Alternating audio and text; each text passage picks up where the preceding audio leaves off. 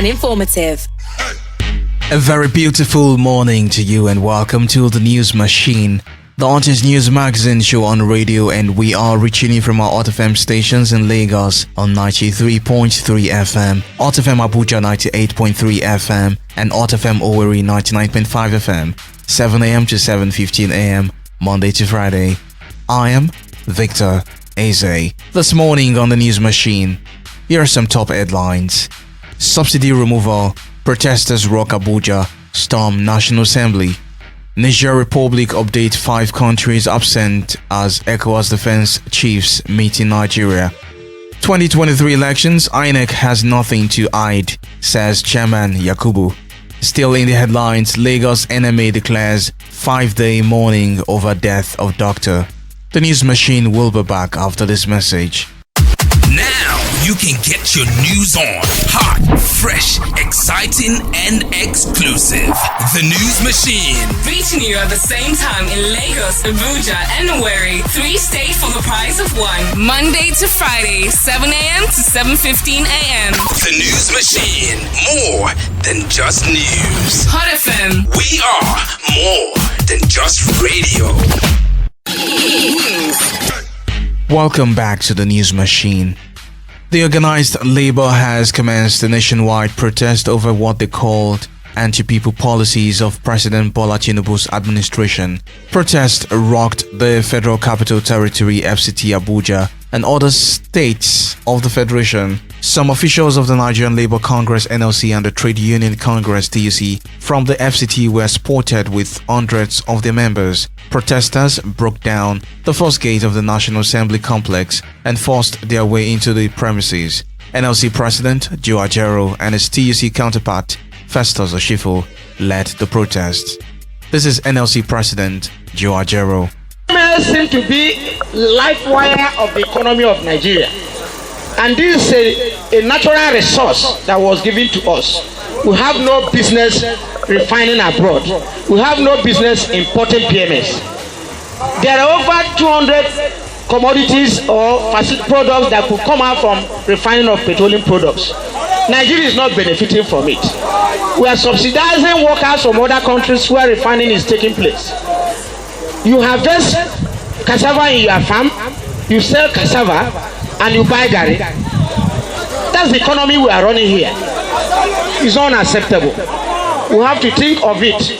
Here is TUC President Festus Oshifo.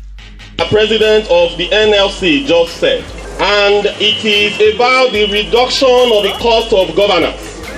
We strongly believe that the government of today is quite insensitive. And that government is both the executive, the judiciary, and the legislature. We believe strongly that you cannot ask Nigerians to keep tightening our belts. You cannot ask Nigerians to keep sacrificing. You cannot ask a man who barely have 1 meal a day to now be eating gari for that day. The Nigerian masses have been battered. The Nigerian masses have suffered. The Nigerian masses are passing through excruciating difficulties. But in all of these, we have not heard what the president of the country has said regarding the cost of governance. In response to the demands of the unionists, the Red Chamber set up a 3-man committee to meet with the protesters at the National Assembly. The committee was led by Senate Chief Whip Ali Ndume from Borno South Senatorial District. As we are involved in the negotiation, we should also consider the consequences of our action. Unfortunately, the people that will suffer more are our people. The people that harass you at the gate are the poor. There is no son of a senator that is constable or sergeant out there.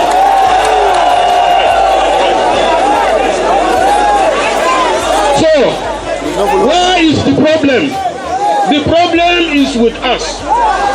This is Senator Ireti Kingibe of FCT. Your direct representative. So I assure you, everything you are feeling, we understand it. I also assure you that the Senate is going to get involved, and I will ensure I'm not part of the leadership, but I am your representative. I will not let them cheat you.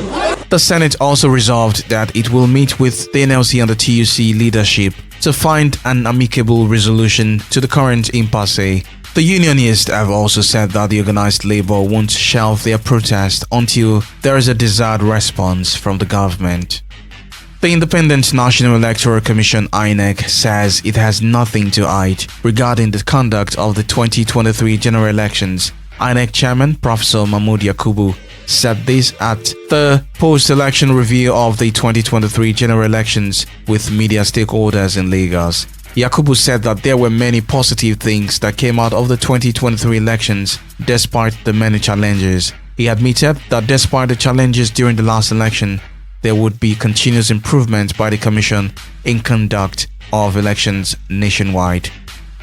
The Lagos State chapter of the Nigerian Medical Association (NMA) has declared a 5-day statewide mourning period over the death of their colleague Dr. Daso Vare, a medical house officer who died as a result of injuries sustained when she was trapped in an elevator at the Lagos General Hospital for more than 40 minutes.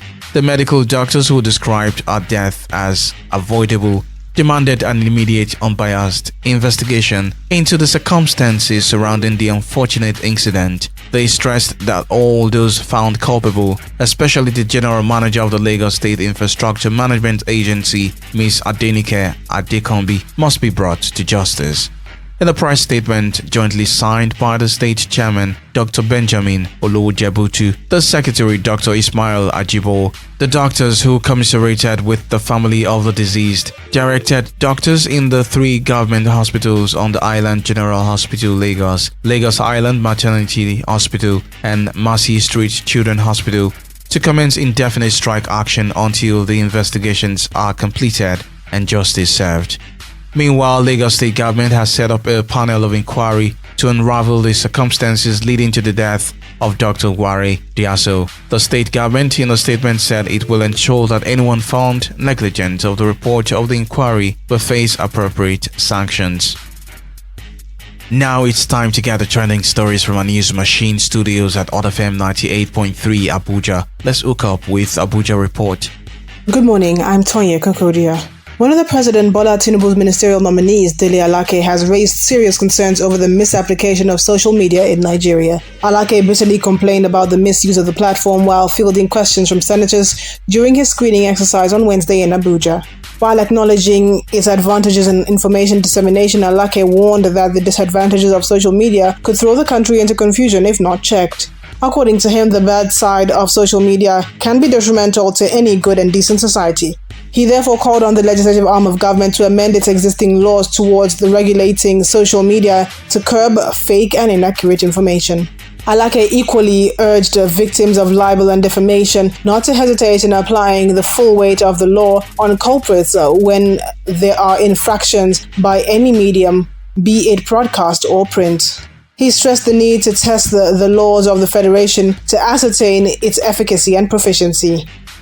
As the world marks World Breastfeeding Week, UNICEF has called on Nigerian governments and employers to take decisive actions to ensure supporting breastfeeding environment for all working mothers, including those in the formal and informal sector. In a press statement made available to Hot FM, UNICEF Nigeria country representative Christian Munduate said breastfeeding stands as a crucial pillar in safeguarding infants against life-threatening infections, supporting optimal brain development in children, and reducing the incidence of chronic childhood and maternal illnesses, ultimately lowering the health costs. She explained that presently women make up to 20 million out of the 46 million workforce in Nigeria, with 95% within the informal sector, while the formal sector only employs 5%. Shockingly, only 9% of organizations have a workplace breastfeeding policy, with only 1.5% in the public sector. In addition, she noted that investing in breastfeeding support policies and programs in all settings, especially during crises and in food insecure regions, is crucial to ensure the well-being of children and the progress of the society. Munduate, however, called on the government and businesses to play their part by providing the necessary support to mothers and caregivers by having policies that support breastfeeding, such as paid maternity leave for 6 months, as well as paid paternity leave, flexible return to work options, regular lactation breaks during working hours, and adequate facilities that enable mothers to continue exclusively breastfeeding for 6 months, followed by age-appropriate complementary feeding while breastfeeding continues to 2 years and beyond. And that's all from the News Machine studio at Hot FM Abuja. Over to Lagos. Alright, let's link up with the News Machine studio at Hot FM 99.5 Owerri for the trending news happening in the southeastern part of the country.